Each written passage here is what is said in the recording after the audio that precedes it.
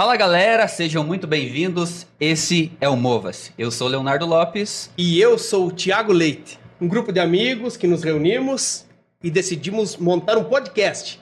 Nós estamos hoje aqui nas dependências da Igreja Assembleia de Deus de Catanduvas, juntamente com o grupo O Verbo, que é o nosso grupo de jovens, junto com o nosso grupo da mídia, o grupo Lions, e nós nos reunimos para fazer o primeiro episódio. E quem é o nosso convidado hoje, Léo? Thiago, não podia ser ninguém mais, ninguém menos que o nosso pastor presidente, né?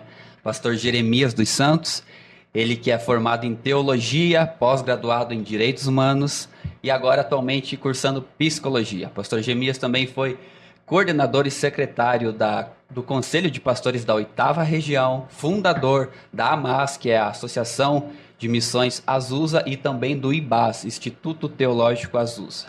Pastor Jeremias também tem alguns livros autorais, e dentre eles podemos destacar aqui Apocalipse, Os Poderes do Mundo Vindouro, Pregando a Palavra não aos anjos e sim aos homens, e também Psicologia das Finanças à Luz das Escrituras. Que currículo, hein? A impressão é que o pastor tem uns 70, 80 anos para ter um currículo tão vasto assim, né? É, como diz os jovens, o homem é brabo. O homem é brabo.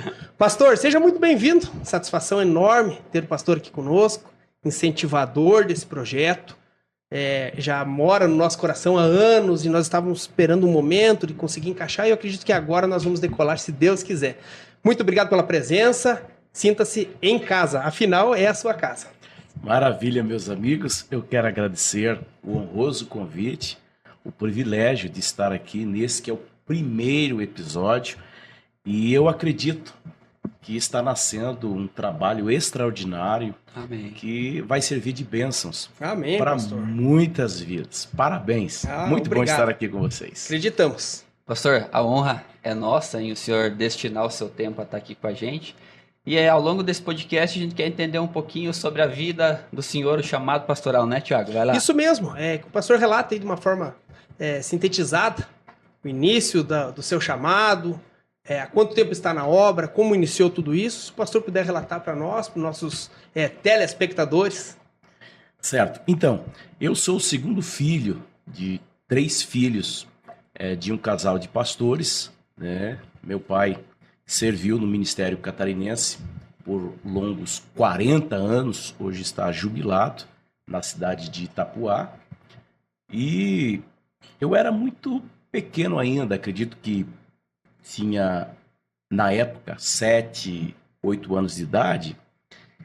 E nós estávamos com a família visitando alguns parentes em Foz do Iguaçu, em Santa Terezinha do Itaipu. E foi numa noite, quando os nossos pais saíram e nós ficamos, né, aquele grupo de crianças, todos primos, e uma prima mais velha começou a dirigir um cultinho e colocou a gente para orar. E eu me lembro que eu dobrei os meus joelhos e de repente eu fui surpreendido. Como que um facho de luz desceu sobre mim, eu não entendi muito bem o que estava acontecendo, eu só sei que eu senti uma alegria muito grande.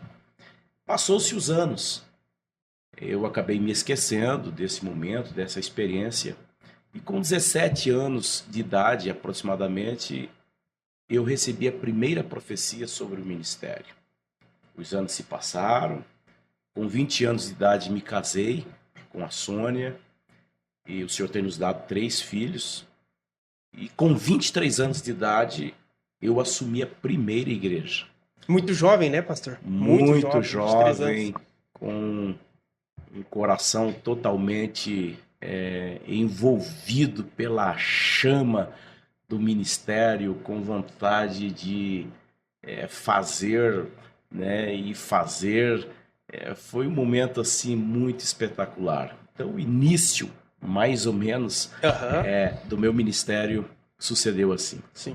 E essa primeira igreja foi onde o seu pai pastoreava ou foi em outro campo? Como que funcionou isso? Ficava sob a jurisdição de meu pai. Ele presidia o campo de Quilombo na época e tempos atrás os campos de Santa Catarina tinham vários municípios, né? E ele, como presidente do campo de Quilombo, ele tinha 10 municípios. Sim. E então eu assumi um desses municípios, cidade de Jardinópolis. E já como pastor integrado, nessa época? Na época, não, Não? porque o estatuto rege que precisa ter pelo menos um ano, né, Entendi. com uma ata lavrada, constando a saída do obreiro. Então, depois de um ano, você pode ser integrado. Então, eu passei por esse processo. Sim. Acredito que o pastor tinha outras profissões, outras atividades antes, sua esposa também.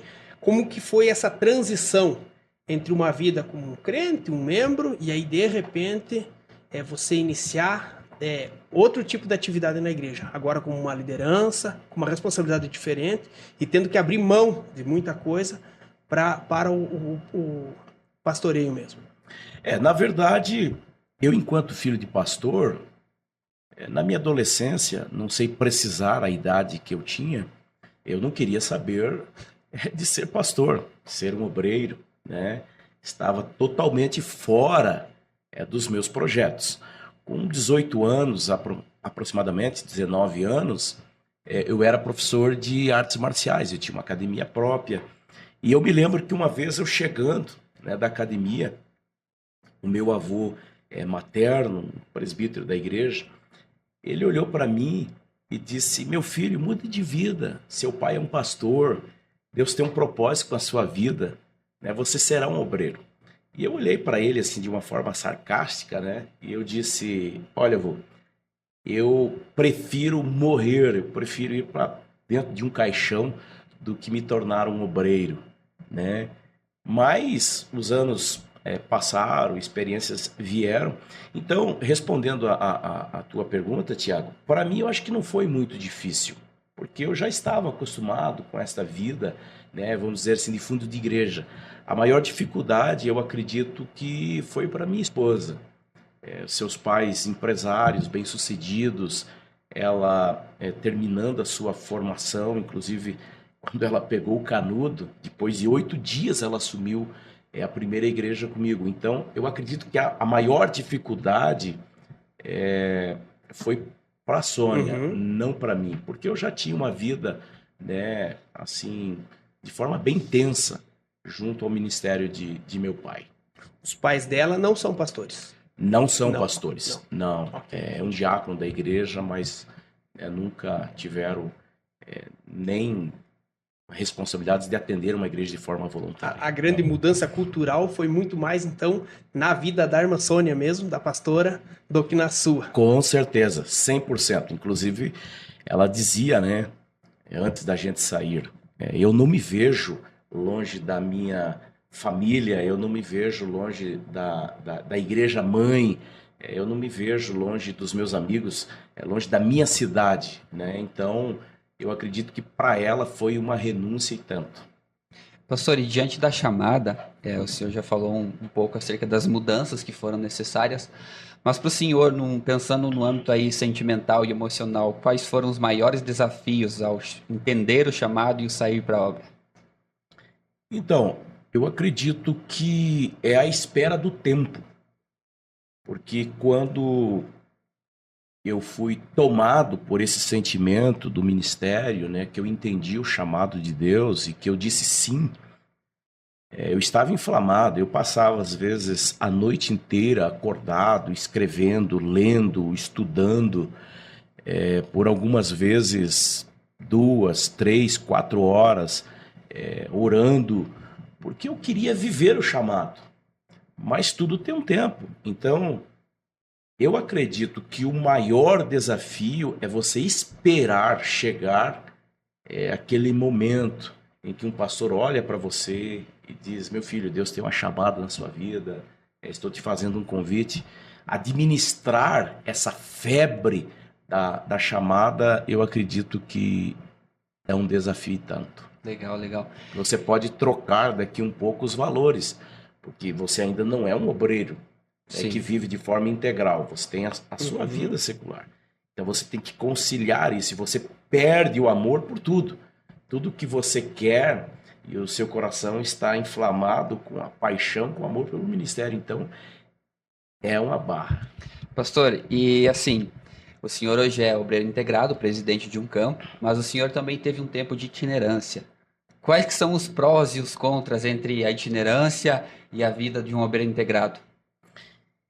Então, vale a pena dizer que, a priori, no início, tudo que eu queria era a itinerância.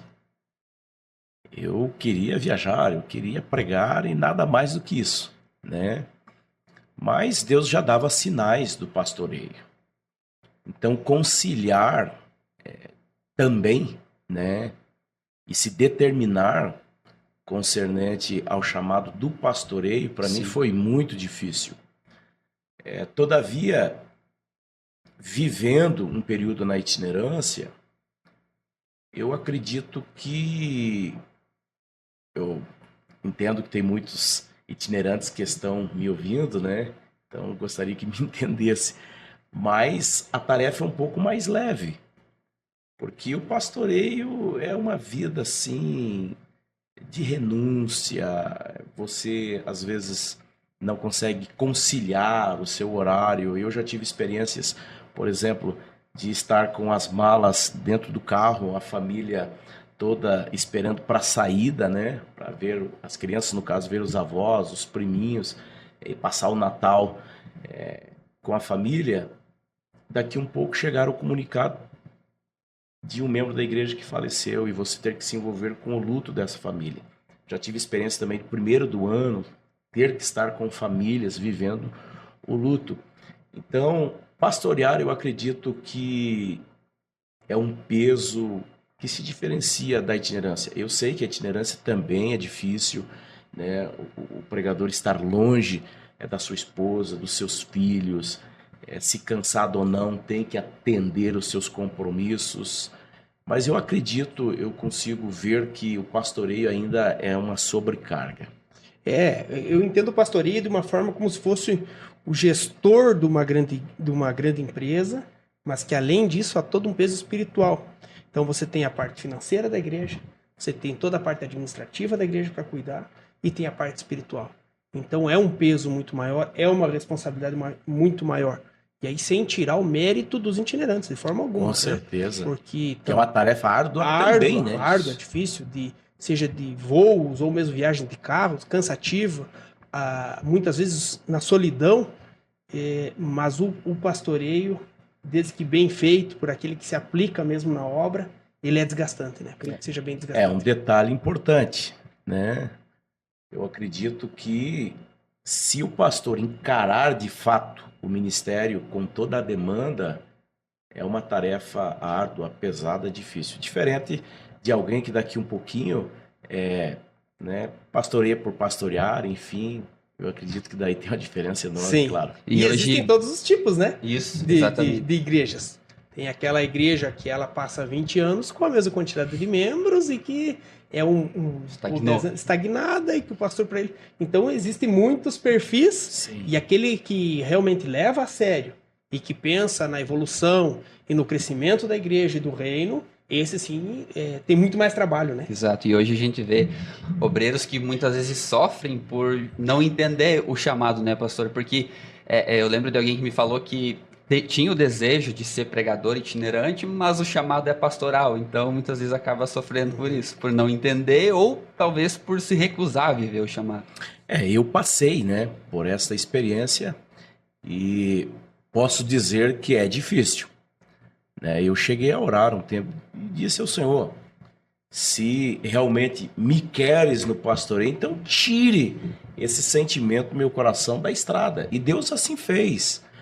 Eu me lembro que uma vez Deus usou alguém para dizer a respeito do meu ministério e que me trouxe assim uma possibilidade e eu comecei a considerar aquilo que eu não via de forma relevante concernente a esse chamado do pastoreio. Alguém me disse assim, eu te chamei para muito mais do que estar atrás de uma mesa. Aí eu entendi que eu poderia ser um pastor, mas também atender algumas agendas. Então é isso que eu tenho feito ao longo dos meus 13 anos de pastoreio, como pastor presidente. Até inclusive esses dias falei na nossa reunião geral de obreiros sobre essa ala do meu ministério, que é atender algumas igrejas, cooperando com o reino de Deus, né? Eu sei das minhas responsabilidades pastorais, sei o quão importante é a figura do pastor nos cultos, mas eu entendo que Deus me deu essa possibilidade, né? Então, com muita responsabilidade, conciliando a agenda da nossa igreja, eu também viajo, muito menos, ou melhor dito, bem menos de que um itinerante, né? Mas às vezes a gente sai. Eu creio que seja semelhante a um pai de família, em que ele tem que cuidar da casa, tem que estar próximo dos filhos, da esposa, e que ele pode eventualmente sair para fazer alguns trabalhos externos. Mas você não pode perder esse equilíbrio, né? De estar, trazer o recurso, né? Mas de qualquer forma estar presente em casa também. Então, e acaba se tornando um pouco desafiador. Exemplo, nós tivemos agora no Acre. Foi uma viagem de mais de 9.000 quilômetros. Vocês acompanharam. Uma viagem de veículo, né? E eu cheguei na quarta-feira. E cheguei já atendendo, né? Algumas igrejas aqui na nossa região. A vontade não era de ir, né? Porque assim que cheguei do Acre, já tive que me envolver com a gestão da igreja, enfim, são as demandas diárias de um campo, né? E aí, o final da tarde, eu pensei, poxa, agora era o momento de eu descansar. Mas eu tive que tomar um banho e... A terra não para de girar para nós descansarmos, né? Então, tem que entrar no movimento e seguir. Então, às vezes, acaba se tornando um pouco pesado. Mas a gente faz com alegria, entendendo que Deus nos chamou também para isso, né? Sim. Pastor, hoje o senhor há 6 anos já em Catanduvas, presidiu também o campo de Nova Esperança por 7 anos e meio. E assim, referente à mudança, a gente vem de uma igreja onde a gente ainda não vivenciou a mudança de um pastor, a gente está aqui congregando há 2 anos e meio, mais ou menos, mas e como é que fica o coração do senhor mediante uma mudança, visto que a qualquer momento pode receber um telefonema, ou como é que fica a questão da despedida, da adaptação até... Porque quando vai chegando o mês de junho, Thiago, na semana de convenção, o coração já vai apertando, porque geralmente nas convenções é onde acontecem as mudanças, né? Que legal. Mas o senhor, como é que trata isso? Certo. Então, eu não sou um pastor que trabalha com a ideia de mudanças. Eu chego no lugar e chego para ficar, né? Nova Esperança eu fiquei por 7 anos e meio, aqui já estou há 6 anos. Mas eu sei que não será para sempre. Todavia, eu acredito que um dos desafios é você pensar quem virá, né? E esse é o coração pastoral, é o coração do pai. Você pensa, será que vai cuidar com carinho, né, com esmero? Porque o pastor tem a igreja, de certa forma, como uma família. E claro, é uma preocupação pertinente de um pastor que realmente entende o que é o pastoreio, mas a bem da verdade que daqui a um pouco pode chegar alguém que pastoreia bem melhor, né?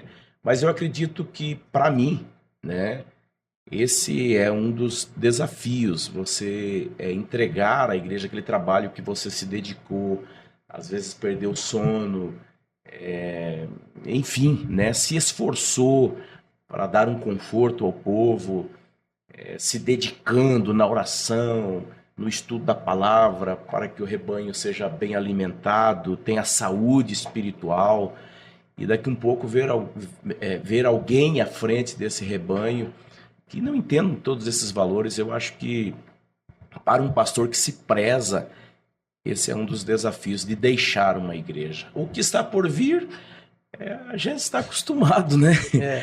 Que Deus ajude, né? Sim. Então, o que está por vir, creio que não é a preocupação, assim, né, a ponto de colocar na balança. Para mim, não. É um ônus do chamado, né? Você tem que conviver com a possibilidade de qualquer momento ter que mudar. Isso. Então você tem que dar o teu melhor, eu creio, pensando assim, eu vou ficar para sempre, mas posso ser mudado em qualquer momento. E isso deveria servir para nós em todos os âmbitos da vida. De dar o teu melhor E o futuro é incerto, né? Isso, Nós saber... o que não está nas nossas mãos não teria por que nós nos preocuparmos. Exato. Mas somos humanos e aí Basta estamos cada dia o seu mal, né? Isso.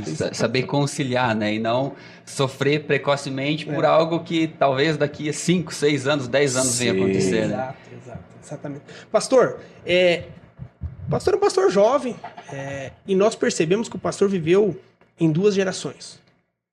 Filho de um pastor da velha guarda, que conviveu com alguns costumes da igreja dos anos 80, 90, e um pastor agora de um novo momento, com novas tecnologias, e nós percebemos que o pastor é um pastor que busca muito a inovação, é um pastor disruptivo. Como que é para o pastor Jeremias tratar com essas 2 gerações, de forma a trazer o novo, entendeu? Já vi algumas ministrações do pastor quanto ao espírito da época. Como entender isso? Como trabalhar? Nós percebemos, por exemplo, a nossa igreja. Nós temos uma igreja que temos trabalho de kids, teens, jovens. Aí nós temos um grupo de louvor jovem, totalmente animado. E nós temos uma banda de sopro, sabe? Totalmente tradicional. Nós temos um coral bem tradicional também. Então a gente percebe que o pastor segurou alguns valores da igreja antiga, eu diria, preservou isso e também trouxe o novo. Como que é para o pastor trabalhar com essas diferenças de gerações, trazendo o novo, mas mantendo o alicerce na Bíblia? Certo. Eu tenho dito a Deus nas minhas orações, e isso por algumas vezes, é aquilo que o Senhor está fazendo nesse tempo, nesta geração. Por favor, não me deixa de fora. E eu tenho procurado entender qual é a agenda de Deus para essa geração. A Bíblia fala que Davi serviu ao Senhor em sua geração. Lá no livro de Crônicas, nos diz que os filhos de Issacar, conhecedores da época, a saber o que Israel deveria fazer a seu tempo. Então, é procurar entender qual é a demanda desse tempo, desta geração, sem desconsiderar, né, essa velha guarda que está aí. Nós temos aqui em Catanduvas, pastor Florindo, que é um dos fundadores, está aí há mais de 50 anos servindo ao Senhor.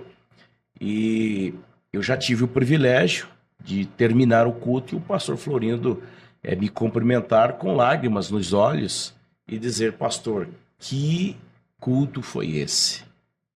Então, eu acredito que seja essa busca do entendimento daquilo que Deus tem, né, para esse tempo. Quando eu digo para esse tempo, eu estou falando para as 2 gerações. Sim. Né? Quando eu me refiro à geração mais nova, é em específico a geração mais nova. Sim. Mas a esse tempo, para as 2 gerações. Né? Johann, um filósofo alemão, ele fala sobre o espírito da época. Zeitgeist, que é um movimento intelectual, cultural em cada geração. Então nós entendemos que gerações vêm, gerações vão, e que há mudanças culturais, né? Nova forma de pensar, de ver, de conceituar. E a igreja, ela precisa estar pronta para atender, né, todas e quaisquer demandas. Nós vivemos a realidade de muitas inovações, né? Inovações positivas, inovações negativas. E eu acredito que em meio a tudo isso, nós não podemos nos moldar ao espírito da época, né? Hoje se fala muito das narrativas residuais, né, dominantes, que são verdades que estão por aí, até mesmo no inconsciente coletivo das pessoas. E que se nós não tivermos sensibilidade e não buscarmos a essência do Evangelho, daqui um pouco nós nos moldamos ao espírito da época. E Paulo disse aos irmãos na Itália, capítulo 2, né, da sua carta aos Romanos, nós não devemos, parafraseando, nos moldar, né, aos valores que nos sobrevêm. Nós precisamos nos manter aos moldes daquilo que realmente são as doutrinas bíblicas. E quando eu falo isso, eu me lembro do templo mosaico e do templo de Salomão. A essência era a mesma, mas os tempos mudaram. A geração de Moisés já não era mais a geração do tempo de Salomão. Você vê lá no tabernáculo mosaico apenas um candelabro. No tabernáculo de Salomão, nós temos 10. E assim você vai ver em toda a mobília do tabernáculo essa mudança. Então, a essência não muda, mas a revelação muda.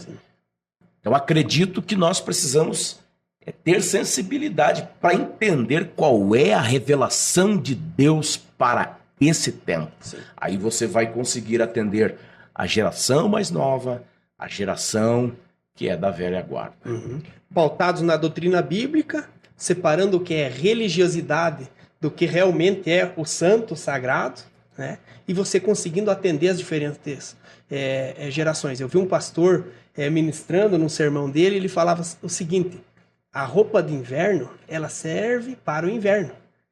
E aí o casaco ele é bonito, mas lá no forte do verão você não vai usar esse casaco, porque ele não serve para aquele momento. Então, assim, a pessoa é a mesma. O que muda é a roupagem. A doutrina bíblica segue sendo a mesma, mas a roupagem é que muda de acordo com a época. Nós, na teologia pentecostal, nós temos aproximadamente aí 42 doutrinas, né, que são valores inegociáveis. Nós não podemos negociar esses valores. Agora, aquilo que é cultural, automaticamente vai se perdendo ao longo do tempo e outras realidades vão surgindo. Sim. Né? Então, manter a essência, eu entendo que são esses os marcos antigos. Esses dias até eu falei na igreja que a tecnologia tem inovado, né? Tanta realidade da vida do ser humano, mas para falar com Deus ainda é no analógico, é a oração, não existe outro meio, né? Você tem que orar e não tem o que fazer se não orar, tu tem que orar, né? Então são valores que você precisa preservar. Pastor, falando em oração, o tema da nossa convenção desse ano é oração, a força que move a igreja. Eu gostaria de ouvir alguma experiência que marcou sua vida a partir da oração. Algum milagre, alguma necessidade que o pastor tinha e que a partir da oração o céu se moveu e o pastor recebeu esse milagre. Veja bem, são algumas experiências, mas me veio agora assim na mente. Eu era pastor em Nova Esperança e um campo difícil financeiramente, né, com seus muitos desafios.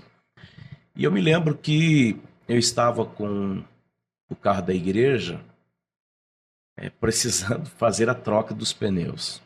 E eu não tinha condições. Não tinha condições.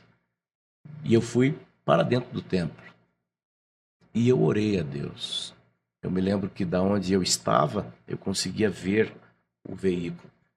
E eu disse: Senhor, tu sabes da minha necessidade. Ali está o carro que é para fazer a sua obra. Foi mais ou menos assim a minha oração.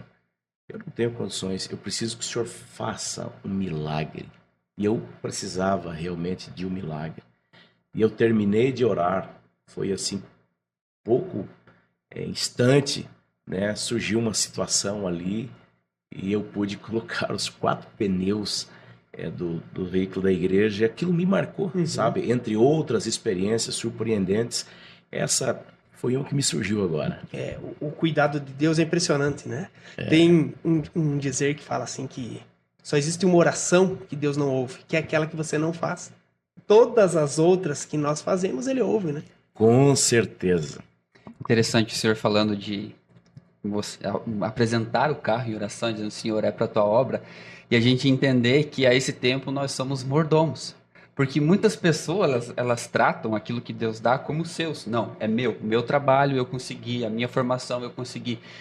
E quando a gente olha à luz das Escrituras, nós precisamos entender que tudo que temos ou que estamos alcançando foi porque Deus nos deu. Então aí entra a questão da oração, né? De termos essa convicção: Senhor, o Senhor me deu. Vai deixar ficar assim? Sim. Então eu acho que os céus se movem muito a partir disso. Com certeza. Quinta-feira passada, Deus me deu uma palavra à igreja. E eu trouxe na nossa noite de vitória sobre o capítulo 8 do Evangelho de Jesus, segundo escreveu Mateus. Mateus ali narra sobre aquele leproso, né? E esse leproso, ele roubou a cena. A Bíblia fala que Jesus estava descendo do monte e havia uma grande multidão. E ele roubou a cena, né? Adorando. E ele verbalizou aquilo que estava no seu coração em relação a Jesus. Ele disse: Senhor, se queres, podes me limpar. Né? No original, a conotação dessa expressão, né, que saiu da boca desse homem miserável, né, desse leproso, foi mais ou menos assim: tu és o meu dono. Uau. Como quem diz: o Senhor sendo o meu dono, o Senhor vai querer me ver nessa situação, né? E você vai ver que ele tocou o coração de Jesus, a ponto de Jesus dizer: eu quero ser limpo. Então essa é uma grande verdade. Uau, muito Maravilha, interessante. muito bom. Benção. Pastor, no início a gente comentou um pouquinho sobre a AMAS, né? Associação Missionária Azusa.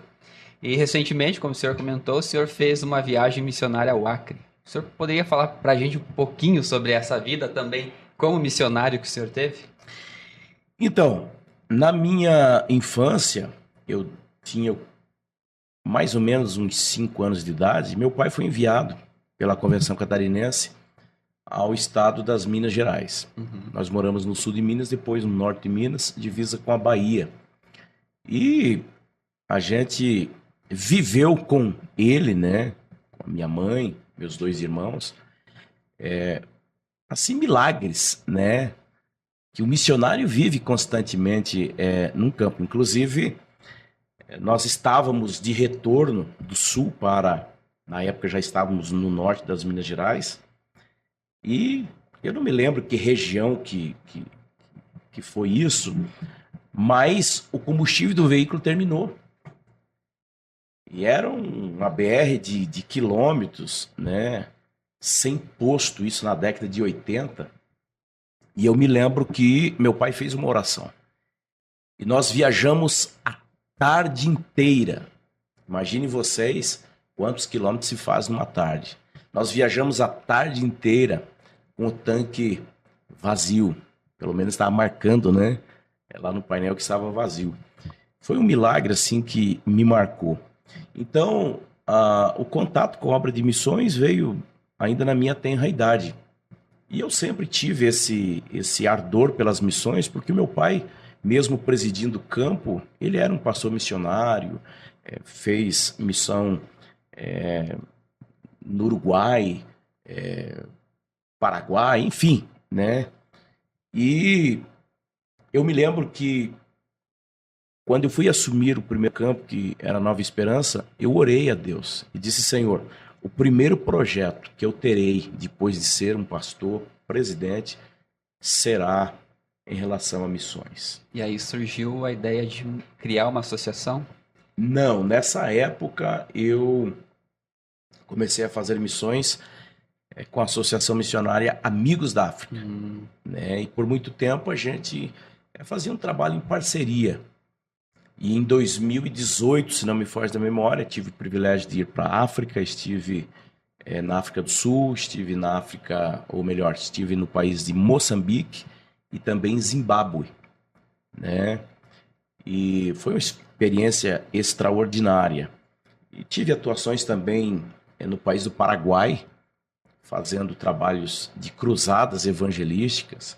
Inclusive eu brinco, conheço mais o Paraguai do que muitos paraguaios, né? Deus me deu o privilégio de conhecer de norte a sul, de leste a oeste, fazendo trabalhos de implantações de igrejas. São testemunhos assim extraordinários, né? Que Deus nos deu o privilégio, né? De atuar no país do Paraguai. Estive também no Uruguai, enfim.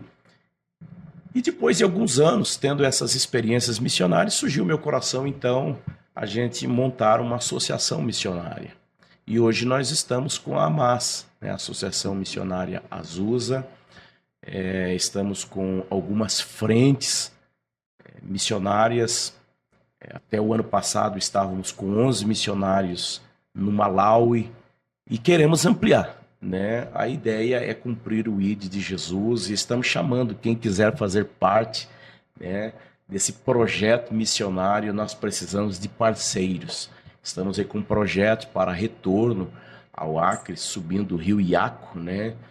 A proposta do pastor Pedro Abreu, que é o presidente da Convenção Acreana, é que a gente vá ao Acre e fique 15 dias ali, né?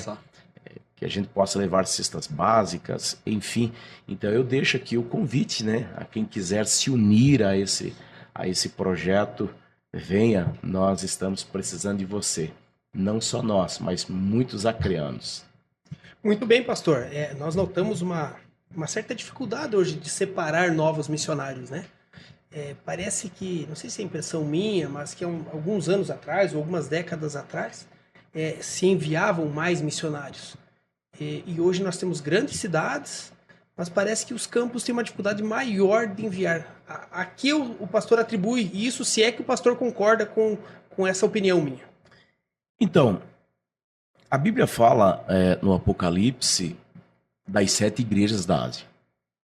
Quando você vê a penúltima igreja, dentro de uma interpretação, ela está falando de um período da igreja, né, no todo.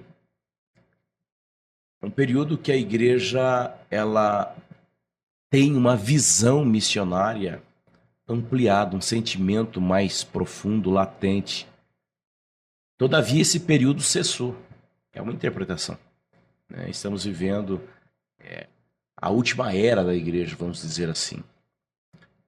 Agora, eu acredito que, por outro lado, sejam também as demandas, né? O contexto que nós vivemos hoje de uma realidade frente ao mundo globalizado. As pessoas hoje correm atrás da máquina, atrás do tempo, estão preocupadas com si, com o futuro, né? Ou seja, há uma competição exacerbada em relação ao evangelho. As pessoas desfocaram, né, daquilo que é a essência da igreja, que é a nobre tarefa de pregar a Cristo, de levar o evangelho a outras pessoas. Eu vejo isso com tristeza no coração, porque já faz alguns anos que eu não vejo missionários com lágrimas nos olhos dizendo: pastor, eu tenho um chamado, eu preciso ir, Deus está me chamando. Realmente está difícil. Concordo, pastor. Nós percebemos uma influência que tem sido uma frente missionária do nosso estado de Santa Catarina, onde alguns jovens têm entendido esse chamado lá. Nós passamos sempre 2 dias, geralmente ocorre no mês de setembro, onde tem sido uma frente de um chamado evangelístico. Lógico que daqueles que se propõem naquele dia, passa por um funil, por uma peneira, onde poucos realmente vão para o campo missionário, mas que seria uma frente missionária do estado de Santa Catarina hoje. E, por outro lado, eu pontuo também que nós temos as ferramentas. Voltando a falar de tecnologia, nós temos as redes sociais, nós temos a televisão, nós temos a facilidade hoje de atingirmos alguns pontos onde, pessoalmente, talvez eu nunca esteja lá. Muito provavelmente eu nunca esteja lá. A própria oferta missionária, né? Isso aí. Então, seja como uma oferta missionária em dinheiro, em valores, ou então com as minhas redes sociais no dia a dia, né? O meu Facebook, o meu Instagram, o meu X, você utilizar das redes sociais para isso, e também a televisão. A igreja, ela dominou as universidades, ela dominou muita coisa no passado e que ela perdeu a mão disso. Então, sim, hoje, infelizmente, a igreja perdeu um espaço muito grande. A própria televisão, que nós entendemos de que não era algo de Deus e que ficou na mão do diabo. Nós decretamos que isso era uma ferramenta do diabo e realmente ele tomou ela.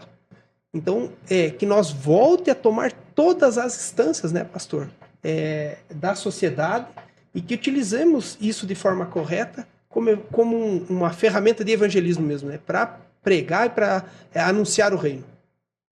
Perfeito. Eu até chamo isso do púlpito estendido, né? Fazer do seu WhatsApp, do seu Instagram, do Facebook, enfim, as redes sociais, um veículo de comunicação do evangelho, né? Às vezes o cristão perde ali 1 hora, 2, vendo TikTok, enfim, né? E quando poderia estar utilizando esses meios para que Cristo seja conhecido. E a igreja precisa, nesse tempo, ter um despertar missionário. É claro que devemos considerar que, em alguns lugares, muitos missionários hoje são nativos, né?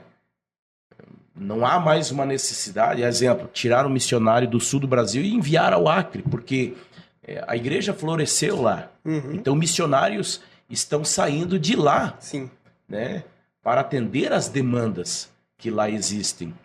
A gente tem que considerar isso também. Todavia, nós estamos num déficit missionário, assim eu vejo, né? Precisamos entender que necessário se faz um avivamento missionário a esse tempo. O senhor acha que é necessário ter um perfil em específico para missões, ou aquele que sentir no coração e for confiante nisso e seguir avante pode ser um missionário? Porque eu penso que talvez o fazer missões tá ligado a muitas renúncias, seja no nosso dia a dia. Com certeza, né? Eu volto à fala de antes. O mundo que nós vivemos hoje, com as muitas ofertas, trazendo muitas preocupações da homeostase, né?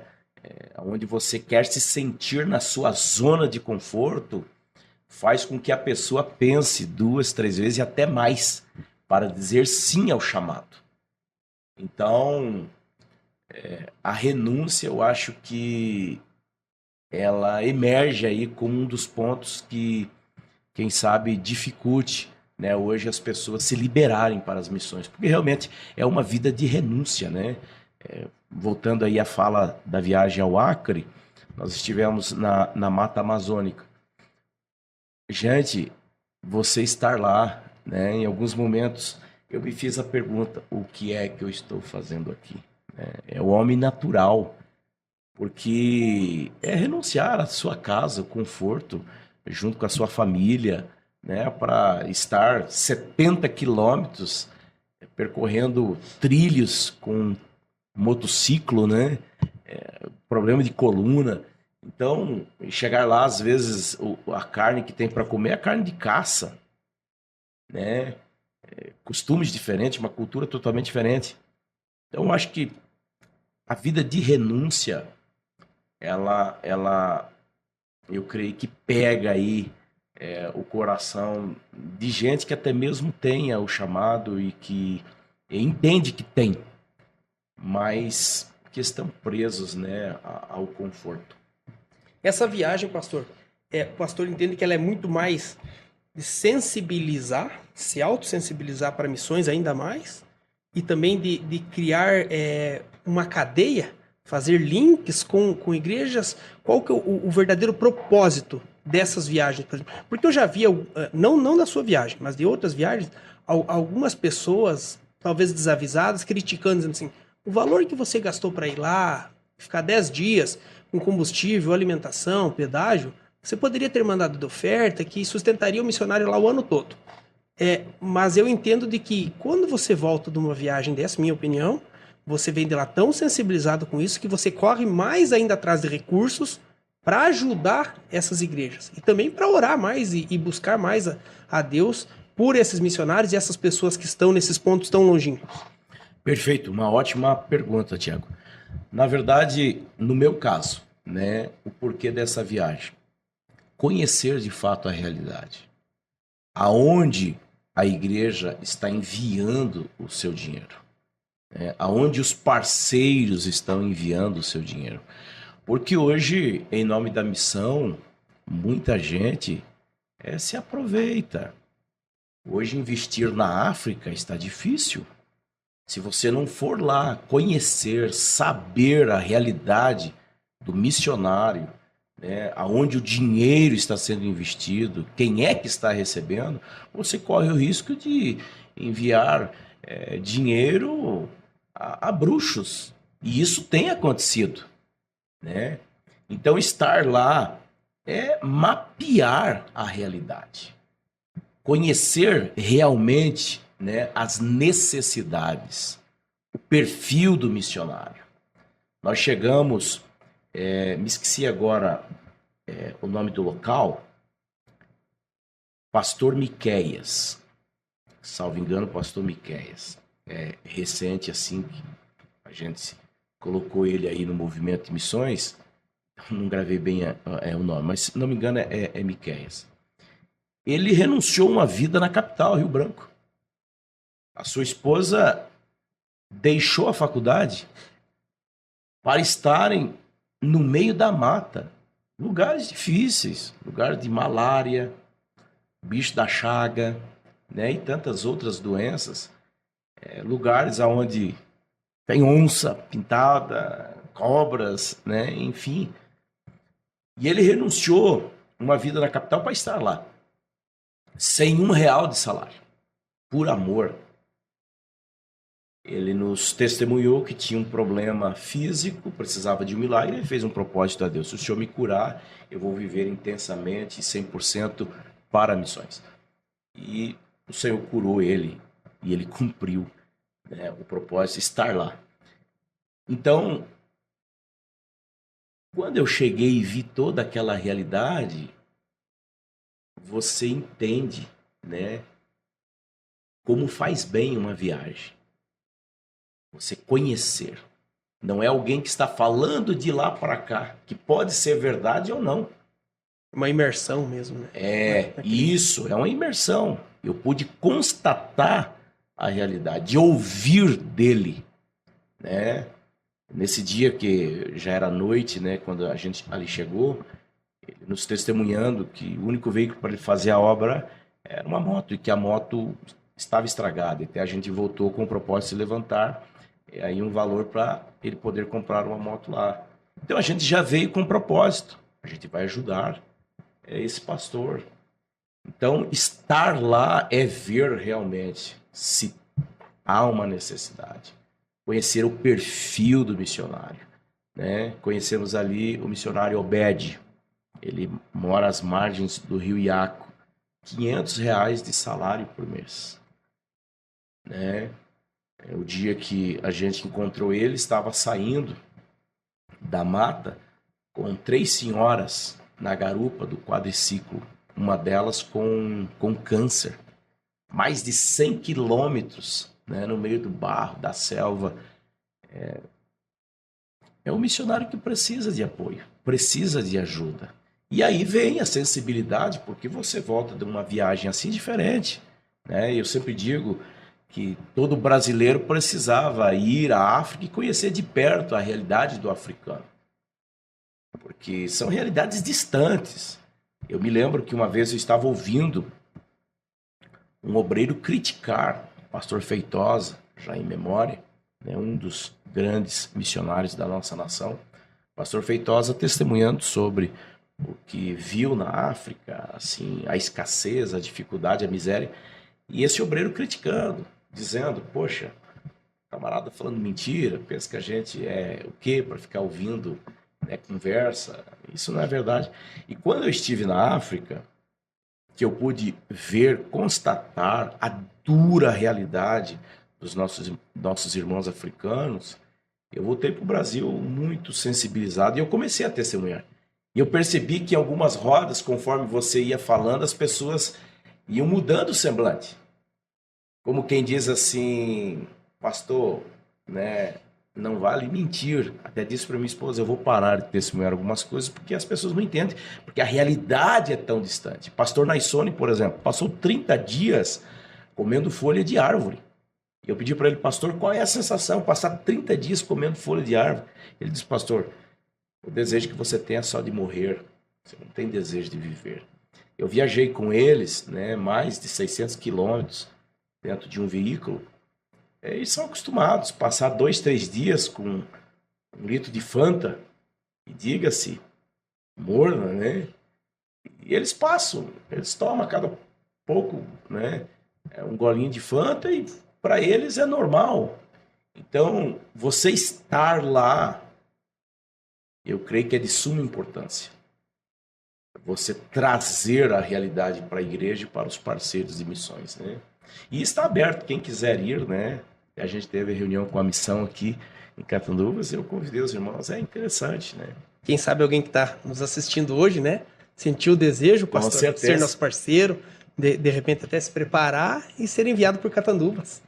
Seria um grande privilégio para mim. E esses relatos vêm também como reflexão, né? Porque muitas vezes a gente aqui no campo, a gente acha que está fazendo demais já. E quando olha para a realidade de um campo missionário, a gente poxa, eu não estou fazendo nada ainda. Então é realmente uma renúncia. O senhor comentou acerca de alguns milagres, pastor. E no campo missionário, o senhor acha mais provável o acontecimento, a manifestação de um milagre?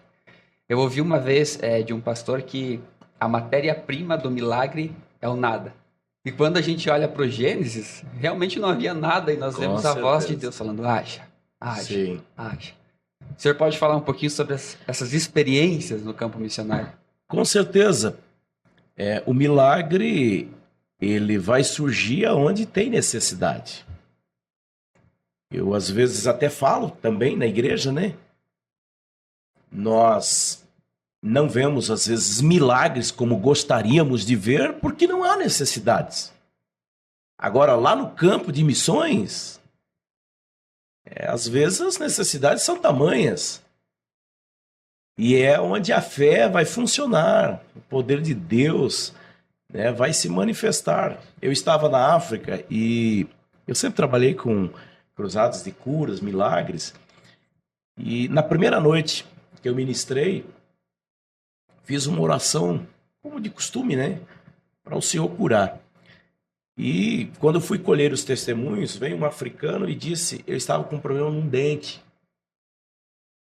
E agora fui curado. E eu pedi para ele, assim, fiz algumas perguntas pertinentes. E ele falou que estava com inflamação no dente. E aquilo me despertou. Eu pensei, no próximo culto eu vou orar para que haja obturação de dente. E assim foi. No segundo culto que nós ministramos, eu orei para que o Senhor manifestasse o seu poder, trazendo os milagres segundo as necessidades. E nós tivemos ali testemunho de pessoas que receberam obturação de dente. E aí eu fiquei pensando, por que isso no Brasil não aconteceu no meu ministério? Porque no Brasil, o pobre aqui, né, o menos favorecido financeiramente, ele tem um posto de saúde. Então ele pode ir lá e ter o seu dente restaurado. E na África? Entende? Então é o que você acaba de dizer. Né, onde há necessidade que o milagre vai surgir. A obra de missões é uma obra de milagres, né, de manifestação de Deus, é glorioso. Maravilha. Pastor, nós já estamos nos encaminhando para a parte final da gravação do nosso podcast piloto. E eu queria trazer um assunto pessoal agora. Eu não sei se todos sabem, eu acredito que muita gente não sabe. O pastor Jeremias dos Santos, ele é irmão do Zion, do canal Fala Zion, que é uma pessoa polêmica, que é uma pessoa muito conhecida em todo o meio gospel. E qual que é a sua relação hoje com ele? E se o pastor puder compartilhar um pouquinho sobre quem é o Zion e quem é o Isaías. Certo. Então, o Zion é o meu irmão mais velho. Faltam 23 dias para dar 2 anos de diferença. Né? Aí a gente tem uma irmã mais nova, a Miriam. Nós temos algo em comum. O Zion teve as experiências que eu tive na obra missionária enquanto garoto. O Zion foi um obreiro também. E eu conheço o coração do Zion. Claro, ele tem a sua visão, a sua forma de ver, conceituar, concluir sobre o meio gospel, o meio evangélico. Mas nós temos um relacionamento de respeito. Eu o respeito e ele me respeita, porque temos algo em comum, além das nossas decisões, né, caminhos que pegamos de forma diferente. Nós somos filhos do mesmo pai, da mesma mãe, né? Ele nasceu do mesmo útero. Então, há um elo que nos une. Para outrens, ele é o Zion, né? O querido de muitos e odiado por tantos, né? Então, a diferença é que ele é meu irmão. E nós nos respeitamos, temos um relacionamento saudável. E o Zion sempre foi um cara para frente, né? Eu sempre digo, inclusive falo isso para ele, ele sempre me abençoou. Eu sempre fui assim um pouco mais introspectivo, ele mais expansivo. Então, quando ele era obreiro, sempre as novidades era ele que trazia, ele que me inseria nos meios. Foi um cara que me inspirou muito para o ministério e ainda hoje, né? Quando a gente senta para conversar, ele é um cara que me motiva, me traz realmente inspiração. Então, somos irmãos, né? Cada um com o seu trabalho, mas acima de qualquer coisa, eu e ele temos algo em comum, temos o sangue do mesmo pai e da mesma mãe. Para os pastores que levam muito a sério, isso também não tem por que se preocupar, né? Com esse tipo de trabalho desses youtubers, influencers, que acabam pegando esses pontos, muitas vezes, seja de corrupção ou de algum problema nas igrejas. Então, acaba sendo aquela história também do tubarão no aquário, né? Diz que importavam peixes e os peixes chegavam congelados. E aí não tinha o mesmo sabor. E o cliente reclamava. Aí trouxeram os peixes vivos num grande aquário no navio. Chegava lá, o peixe estava vivo, mas ele não tinha o mesmo sabor daquele peixe lá pescado no mar. Aí, uma pessoa muito sábia colocou um tubarãozinho dentro do aquário. E os peixes vinham nadando durante toda a viagem, fugindo do tubarão. Então, dessa forma, chegou com o sabor de peixe fresco. Então, muitas vezes, se nós olharmos de um outro ponto de vista, também tem a questão de que aquele pastor que levava de qualquer forma, de qualquer jeito seu ministério, hoje ele tem alguém a mais fiscalizando ele e que tem uma visibilidade muito grande. Então, também tem esse ponto de vista, né, pastor? Com certeza, e até ele brinca, né? Ele fala às vezes, meu irmão, né? Mas se pisar fora da linha, vem parar no meu canal. Não perdoa nem o pastor Jeremias, não tem essa. Ele faz um trabalho dentro da forma de ver e de conceituar aquilo que é o correto, é o certo, faz com muita seriedade, né? Sim. E quanto ao podcast O Fuxico? A gente ouviu Gospel por aí que o pastor está para estar no Fuxico Gospel, no podcast. Já rolou um convite? Ainda não? Nós gostaríamos muito de ver o nosso pastor de Catanduvas lá.